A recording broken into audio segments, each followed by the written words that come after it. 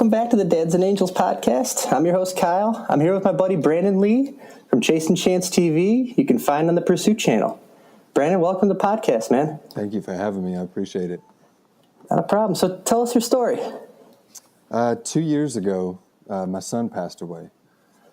And like every dad, when you want to pass down what you were taught from generation to generation from your father and his father, and I lost that opportunity.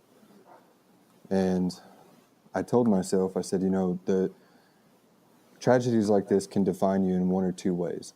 You can either take the positive out of it, or you can dwell in a negative and let it bother you for the rest of your life. And I chose to turn it into a positive. As heartbreaking as it was, my wife and I started talking, and she was like, "Brady, you need to get back in the woods. You love it, and that's what you love doing, so go." And I was sitting in the tree stand, and I prayed about it, and I was like, let me know if this is the right thing to do, or I feel bad about it because I don't have them with me. And I felt that emptiness. And it was weird because a buck that I've been after for like a year, not even 20 minutes after that prayer, came right underneath the tree stand. And it was just like that sign. Every once in a while in life you get those signs that this is what is meant. And for him to walk under the stand that day, it spoke to me. And I was like, there's tons of other dads and moms and family members that have had something like this happen. And, I wanted to be able to help them and let them know that it is okay to get back out there and do the things that you love doing, and know that our loved ones are still with us in spirit. So that's kind of how it started. And it started as a thought process. And then as time went on, I started getting emails, and I was like, hey, we can actually help people with this, and let's turn this into something bigger. And it's just completely spread like wildfire. And the emails that we get are just awesome from it. Just people saying, hey, you've got me back in the woods, and I love everything you're doing. And it's not about me. It's about, being able to help those people and tell them that they can get back into this and turn a tragedy into something positive. Yeah. There, as a hunter myself, we look on social media and everything. We see a lot of guys starting their own shows and starting their own websites and their own outdoor outfitters, outdoor companies and everything. And there's always the same thing. It doesn't make it any less entertaining. But when Adam Miller, he's the host of Bowhunter Chronicles, kind of told me about you, and I reached out to you, the message that you have for your show is far different than anything else that I've ever seen, and I would imagine anything that I will see in the future, and it makes it really stand out. The one thing you talk about turning, you had a choice. It's either the light or the darkness. Exactly. And positive or negative, and going through that exact same thing myself with this podcast. It's really, really easy to just kind of get down, stay in the darkness. What was that? What was your darkest moment before you came up with this idea? Like what was it like at that time? Oh man, it was complete emptiness, darkness. We would go days to where I wouldn't do anything. I would sit on the couch and I'm medically retired military, so being at home all day by myself while my wife would go to work, and our other child was in school, I had too much time to myself. And the emptiness that comes with that, to where you're sitting there and all you can do is think. That's the worst possible thing that you can do, is sit there and try to think of what could you have done different. Maybe if you would have prayed more, or how is this your fault? And I kept dwelling on that. And it was putting me in a pretty dark place. And like I said, it took my wife to get me out of that. And if I didn't have her, I mean, she's been the backbone of this whole thing. So. Yeah, and I don't think a single podcast goes by where I don't say this, but they are, in a lot of ways, the stronger one in the relationships of every guy that I talk to, and they'll always say the same thing. One way or another, the message is always the same: is my wife's the one who got me out of this, out of that funk, out of that darkness, and then everything kind of snowballed down from there. It kind of got into it, you get into a groove, and then you start coming up with ideas, and some people turn it into something as big as, Chasing Chance TV. Other people, just kind of reach out to people. But going back to your son, so what happened with Westin? Westin had an issue where he was missing one of the bones in the back of his head, and his brain protruded through that bone, where the lack of the bone was, and then he had some digestive tract issues as well, and we knew that going in, but that wasn't going to change the fact of us loving him anymore or any less. We were going to take it on and go through this as a family. And then when we ended up taking it day by day, and it's when it comes down to the doctor telling you that take the time you have, and when it came to that point, I mean, that's when, as a family, we just came together, and it's the feeling. It's tough. Yeah. It's with the moment. It's like that moment that they tell you, that your son passed away, or your daughter passed away. Everyone has that. I think everyone has experienced that one, even if it's just a split second, that punch in the gut. Oh, absolutely. And I think that's the one thing that's the same for everybody. Everyone handles it differently. Leading up to it and falling down from it, everyone's story is a little different. But how old was Westin when all this happened? We had a total of 9 months with him, and okay. Like I said, we took everything as it came, and we appreciated the time that we did have. Yeah, that time, and I would venture to say that you have a daughter now as well, right? I do.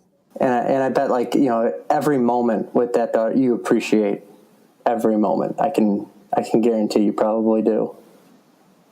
So have you gotten her out in the woods yet? She's more of wanting to watch when they come home.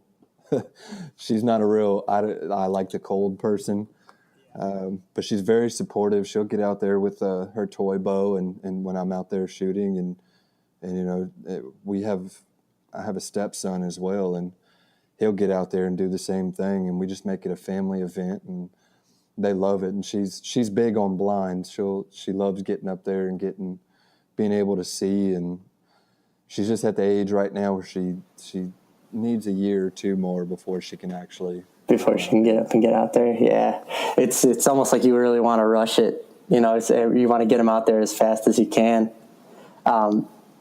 One of the messages, or your message on your website, you talk about the promise you made to your son to take him hunting. The only thing that I could really think of when you were talking about that, outside of just the promise, was, hunting, amongst other things, is a sport, but it's so much different, and it's hard to explain to somebody who doesn't hunt. But see if you agree with me on this one. A father's relationship with their son, when the father was some star football player or star hockey player, star baseball player, their expectation at some point in time is, I want you to be the star. I want you to be out there. I want you to be first string. I want you to be the pitcher, throwing the no-hitter. and someone else is coaching them most of the time, unless the dad's the coach.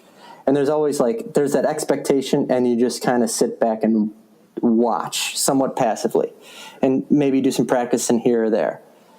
With hunting, and it's a sport, but this is why I say it's so much more, is that you are so actively involved with whoever you bring in. In this case, you wanted to bring Westin hunting, and you've got your daughter and your stepson that I'm sure you're going to bring hunting, but you are actively involved in training them and showing them how to do things.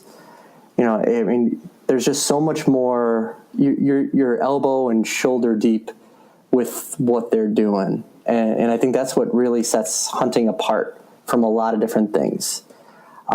Which is, one of the main reasons why I wanted to bring you on here. I had Braden on the last podcast. And for our listeners, I'm sure they can probably tell I love hunting. I really do. And I think there's a lot of transitional skills and a lot of transitional qualities from hunting that you can take in your everyday life. And when I listen to you talk about that on your message, and if you haven't been to Chasing Chance's webpage or their Facebook page, I really encourage you to go and listen to Brandon's message. It's unscripted. It is very raw, but it is so emotional. And you can definitely tell that every second of that, Brandon is pouring his heart into the message and how he explains Chasing Chance TV and how he feels about hunting. And I'm sure you'll feel the same way. So let's talk a little bit more about Chasing Chance now. So the mission, it's not just for hunters, right? It's for the whole family unit, basically. Absolutely. You can have never hunted a day in your life and turn on Chasing Chance TV, and it's something that you'll be able to relate to, because every person, I don't care if you're the president or your person waking up every day for your 9 to 5, it's guaranteed that you've been through some kind of tragedy. It doesn't matter. It doesn't have to be, losing a loved one. It could be losing your job for a certain amount of time, or failing a test, or failing your driver's education test. Everybody goes through something in life. And my main message through this whole show is, if you have a dream and you keep putting your mind to it, and you put in the effort and the dedication, you'll be able to reach whatever goal you want. And you can take anything negative. Say you're a 16-year-old kid that failed your driver's education test. You can either say, Dad, Mom, I'm not driving again, or, hey, I'm going to turn this into a positive, and I'm going to become a better driver than what I ever expected. I mean, it's a journey. It's not just, I tell people all the time, it's not your typical hunting show. It's more along the lines of a life event. It's a journey. It's not something that's happened overnight like a lot of people think. I do this for everyone. And like I said, it's one of them shows that if your husband watches hunting shows all the time, this is one of them shows that he can bring his wife in on the couch too and be like, well, this is awesome because I can relate to this as well, because such and such happened in my life, and now it's given me a better positive outlook on my personal situation. So now that I've seen him do this, I can go out and I can turn my situation positive as well. And that's the main purpose of the show. And that's why it's so much different than every other show that you'll see out there. Gotcha. And feel free to tell me, to kind of go pound sand with this one, but is there any kind of spoilers that you can give us as far as some of the storylines to get that message across? Oh, absolutely. I'll give you one of my favorites that we're actually doing September 13th through the 20th. It's a lot of people say that an elk bugle is one of the purest forms of sound to ever come out of anything. And you're going to see crying, you're going to see a journey, you're going to see just that first sense of being able to hunt with my son, because I actually have him, we had him cremated, and I wear a necklace urn. And so he's going to be with me through this whole time. And so you'll see me grabbing the urn and things like that, and you're going to have rushes, your ups, your downs, and missed shots, and your excitement of hearing that bugle and chasing it, and just chasing the chance of being able to share this experience and fulfill that promise to my son. And you're going to go through so many emotions. Even through this first episode, you're going to feel sadness, kindness, excitement, adrenaline rushes, and you're going to it's a complete roller coaster. And so just be prepared that when you do watch this first episode, there's a lot of emotion in this first episode. Coming out swinging.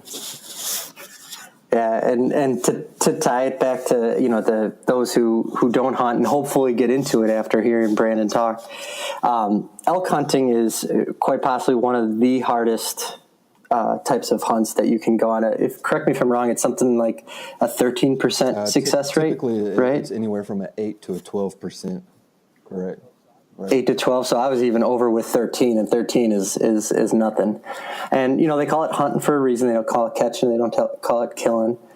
But there's something about elk hunting that really, and number one, it's incredibly hard. Number two, the more you look into it, the more into hunting you will get. And again, even if you're not into hunting, you hear these bugle screams that Brandon's talking about. It is unlike a noise you will ever hear in your life. It just, I can't even imagine what it's like to hear it in real life. And hopefully, me and the guest from episode 3 will eventually go on our elk hunt. But to hear it in real life, I can only imagine that your every goosebump on your body is popping up, the hair on your skin's popping up. So I can only imagine how amazing that had to be, let alone to be able to hunt them. Just to hear them. And it's like you're sitting there quiet, and you can hear every beat that your heart puts out. And it just keeps getting more and more intense when you hear that bugle coming closer and closer and closer. And the excitement is something that is uncomparable to anything. Yeah. It's uncomparable, and I've only, not unfortunately, but I've only had the experience as far as whitetail and waterfowl and hog hunting, but elk hunting takes it up another level. And again, you can YouTube anything. We'll put some links on the website where you can see some of this and see what it's like. It's unlike anything, but you can also not think of anything else when you're out there doing it. And Brandon, you talk about it in your intro video again, but for those who haven't seen the video yet, tell us how, like with hunting, that's really all you can think about. You go out to the woods and that's it. It's your release. It's complete serenity when you're out there. It's you and God's creations, and the sense of purity that you get while you're out there. And like you said, you get time to reflect on yourself and your emotions, and be able to thank God that you were able to wake up that morning and experience the great things that He's given us. And like you said, there's just no other way that you can possibly feel better than when you're out there. And now, Brandon, through Chasing Chance, and just in the development of Chasing Chance, before you probably even came up with the name for the show, you built up a pretty big network of guys, especially on the field staff.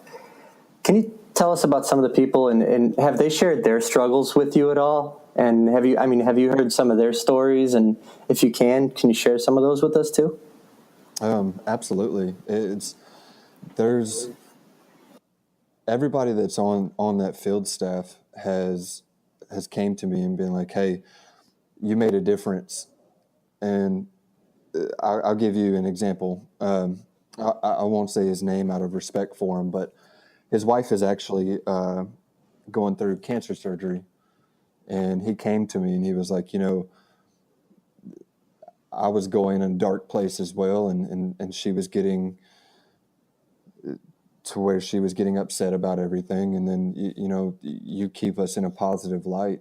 And I don't do it for any kind of justification or anything like that, but I love hearing those stories because it's, it makes you happy and solidifies what you're doing and what your purpose is. And I actually had a woman, she messaged the Chase and Chance Facebook page, and she just listed everything that she was going through. And it broke my heart just reading this. And, at the end, she's like, I didn't want to live anymore. And I came across your page and saw your video, and, it changed my life. And I want to turn things in positive and be a change. And because that's my main slogan that I have for Chase and Chance TV is be the change. There's too much negativity in the world that there is today. And, being that change and being a positive aspect in a negative world can do so much for everybody. And that's what I try to push on these field staff is, if you don't take anything else from me, be that change, be the person that the world needs. And positivity brings positivity. And every one of my field staff, from like CJ to Brian Watson, which is actually pro staff, I mean, all of their stories are just as amazing. I mean, I could sit here, we could talk for probably 12 hours straight about those kind of stories, but they're all unique and they're all amazing. Yeah. It's everyone's story is a little different. And with your mission, you cast you and I have a similar story, but you cast a much wider net. So I'm sure the stories that you hear from, your field staff and people who just kind of stumble across you are going to be, they're going to be all different kinds.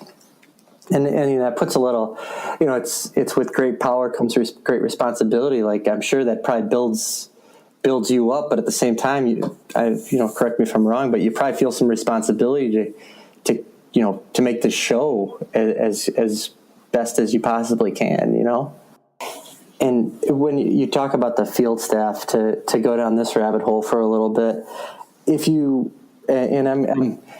you'll notice I'm going back and forth between hunter and people who aren't familiar with hunting, just to kind of make a translation here. If you go on any other hunting webpage, whether it be like Matthew's Brotherhood or something, or for Hoyt Bows, or there's going to be guys talking to one another, and there's going to be kind of jabbing back and forth, and then eventually, sometimes it just turns ugly, and it's like bow guys going after rifle guys going after bow guys, whitetail guys going after elk guys. It gets crazy.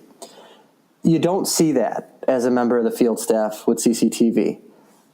If you're a member of the field staff, and I'm a field staff member, and it's such I've never felt an honor to be part of a group, as much of a group as I am for that, because every morning I wake up, and when you look on Facebook, there's at least 12 or 13 notifications that are other field staff members saying just good morning, and like just the positivity to start off the morning, and that immediately, I mean, for me, makes me feel so much better, because I'm like, like these people are taking Facebook and taking social media a lot like, Joe Gatlin from episode 1, taking social media and making it positive again. It's, they have the jokes with the red hats, make America great again. Guys like Brandon, guys like Joe are making social media great again. They're making it so that people can feel good about it when they're reading something on Facebook. And it's incredible to see. Brandon, tell us a little bit more about your thoughts on the field staff and what they're doing.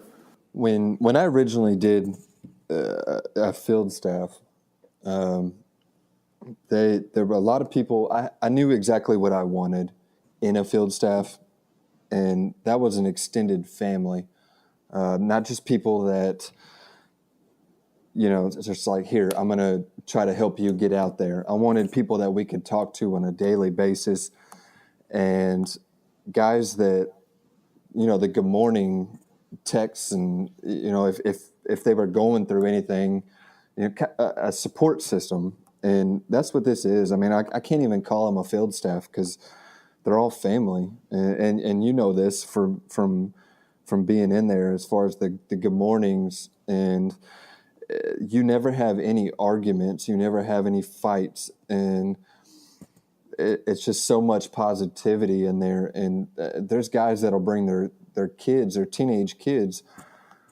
in there just to be like, look, this is how it's supposed to be. And not people saying, you know, you killed this buck and that's a horrible buck to kill. We have none of that. It's just everybody's biggest cheerleader. And that's what I love about this. Yeah, and I started talking about it before we kind of lost the connection before, and I'll go into it again. One of the most supportive group of people you'll ever meet. Absolutely. And even just getting into it and talking to Brandon before we talked about doing the podcast, just getting connected with him and just talking. I think we were just talking hunting for a little bit and talking kind of our similar experiences. And, you know, it just kind of threw me right into the field staff. And I think the next day I got Garrett's buck back and I posted the picture, and the number of people that were like, that's awesome. And it, you know, it's an 8-point buck with a broken tine. And, you know, any other group or any other kind of hunting thing, any hunting page would say, oh, well, I would have passed and let them grow for next year. But like this group, no, it wasn't like that at all. Like these guys and girls, you know, husbands and wives were all like, that's awesome. Like that. And I kind of had the story behind it. Funny thing is that if you look at the picture, if you join the field staff, you can see the picture. And, you know, I'll put it up on the Dads and Angels podcast page too, is, I'm a son-in-law of the South. My wife's from Kentucky, and there's the picture of the buck mount. And if you look in the far back, there's a tank in the back. And it's like one of those, when you see it, ... kind of moments. And it's really funny. And there's a few people on the field staff that pointed that out too. So their attention to detail is more towards the positive, the funny, and not towards the, you know, the negative. Because honestly, if people are following the Chasing Chance TV field staff, if they're part of that, they've been through enough negative to know that they only want positive. And it's such an amazing group that Brandon started with that. Exactly. I couldn't have asked for a better group of individuals. And at the end of the day, that's what they are, is individuals. But when you get on there, I mean, it's nothing but family, and we're one united family. And the support system is just amazing for everybody. And you couldn't ask for anything better. I mean, if everything was to end tomorrow, because, you know, tomorrow's never a given, we all know that at least we would all still have each other, and that's perfect. Because you know, the whole point of hunting is sharing your stories and your experiences and getting out there and talking with people and meeting new people, and that's with this staff, you get that every day. I mean, it's somebody comes up with something and say, hey, have this happened to me, and you never know. There could be 20 more people in the staff that has gone through that, and it made your day 20 times better knowing that you're not the only one. Yeah. And I know, I mean, even after our initial thing with our son Garrett, there was some, you know, there was a scary, you know, 3 week period that my wife and I were going through. And I think, you know, my second day as a field staff member, I put the post up, and a ton of people were just like, you know, I'm thinking about you. I'm praying about you. You know, there were people that were just saying, you know, like you knew they were kind of supporting you up and holding you up a little bit. It's just like that saying that when they say certain people never meet a stranger. When you come in there, you're not a stranger anymore. Oh no, not at all.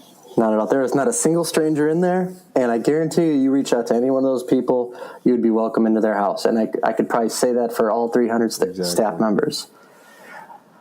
Especially after what I've seen, the last 48 hours, right? Is that so? Brandon, you started a campaign. I guess tell us, and I hate to kind of turn it this way a little bit. Tell us the story, why you started this campaign, and what kind of happened. But the other side is what the support that you got on the other end. Oh, absolutely. Yeah, we had an individual that stole over $2,000 worth of merchandise from Chasing Chance. And the field staff, as amazing as they are, came up with an idea. They was like, hey, we're going to raise some money, and what is something that we can do? And I was like, well, let's do something that nobody else has ever done. I want to show my appreciation for the staff. So how about I put all of y'all's name on the trailer, which gets seen everywhere from shows, expos, TV, everything. I want to show the world, and I want to show off why I have the best staff in the world, the best family in the world. And I mean, the past 48 hours, they've all came together, and just beyond measurement it blows my mind how awesome they are. And we'll go into, and Brandon has a lot of sponsors that support him. But there's a way to help support this cause on his website. And I really encourage you, and I'm going to put the link in the show notes. I really encourage you to go in and support Brandon through this. It was something that was unfortunate that happened before. You guys haven't even aired your first episode, and something that had happened where some equipment was taken. And I really want to encourage everybody to go in and give him a hand. It's $10, and you can purchase a sponsorship, or you can purchase and just donate to something that has this cause that you can hear helps people, that you can just tell that helps people. The placement of the names was pretty cool from what you guys had talked about. Can you give us a little bit more about that? Absolutely. On the trailer, it's a V nose, and we were talking about it, and we was like, what's the best placement to put these names where everybody can see it? And I was like, well, the main person that's going to see it is me while I'm hauling the trailer. So I was like, guys, what about if we put it in the very front of the trailer? That way, every time I look in the rearview mirror, I can see part of why we're doing this, and the reason that we've all came together, and the people that I know that I need to thank every day for making this happen. And it just worked out perfect. And I wish I could have been a fly on the wall during that conversation, because even just hearing Brandon talk about that now, you can tell that he's not in this, Brandon, you're not in this for money. People who do these types of things with this type of purpose, it's really solely to help people out. And with the reach for your show, you reach out to the hunters, but you reach out to the hunters' family too. And I'll tell you, my wife's not into hunting whatsoever, but I guarantee you we'll both be sitting down watching episode 1. Depending on when it airs, me, my wife, and my daughter will also. She'll be there. I don't know if she'll be watching, but she'll probably be watching. If it's after July 23rd, she'll be watching. But oh yeah, she'll be watching. It's January, Q1 and Q2, and it'll be Saturdays, Tuesdays, and Fridays. Saturdays at 5:30 p.m., Tuesdays at 4:30 p.m., and Friday at 12:30 p.m. And that's only on the Pursuit. On the Pursuit Network, okay. And if you miss those times, this Brandon's episode will probably be the biggest show note episode that we've ever had, because we're gonna make sure we put all those show times where you can see his show, all the social media work that he's doing, his website, and then you've got quite a few sponsors that I'm sure would probably like to hear their names mentioned a few times here as well. And they're not just sponsors because they're like, well, you're a hunting channel, we'll get you on there. They're, from how you talk about them on the website, they're sponsors that clearly believe in your mission.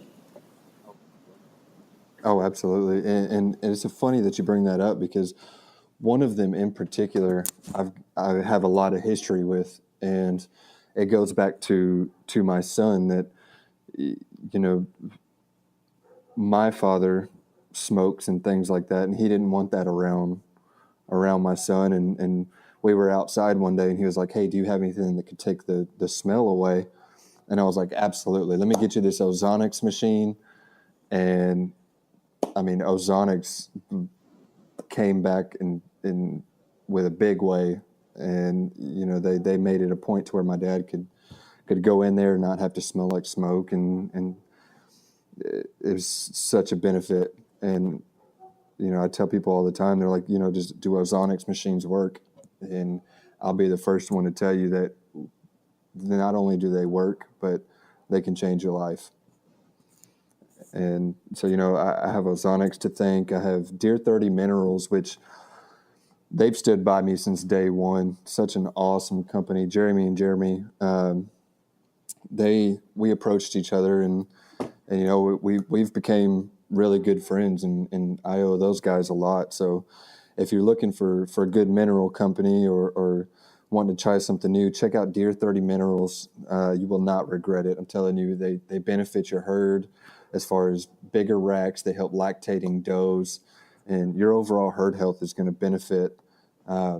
Athens Archery, in my opinion, is the best bow on the market. You're not going to find a better shooting bow. I actually shoot the Revelation 7, and it's by far the best bow I've ever had in my hands.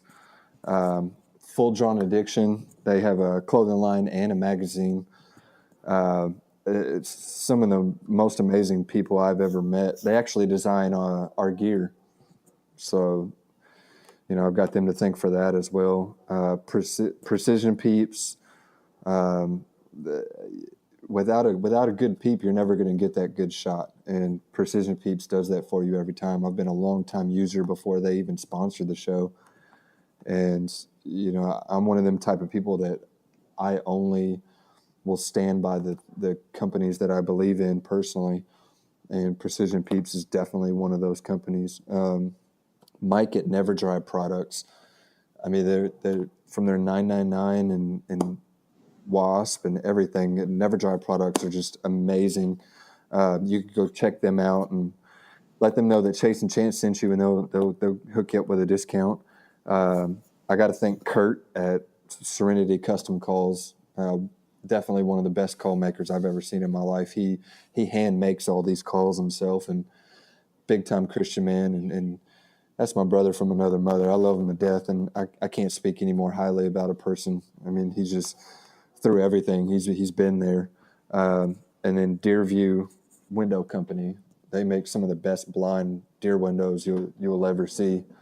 I use them like crazy. Even like I said, even before the show started, all of these products are products that I use and I believe in, and I trust enough to put on a banner, and I love enough to share with the world. And we all have a great relationship. It's not just hey, I'm going to sponsor your show and that's it. All of these companies are intellectual people. They're your everyday person, just like we are. They're out there on their own mission, and we all came together for the Chase and Chance mission.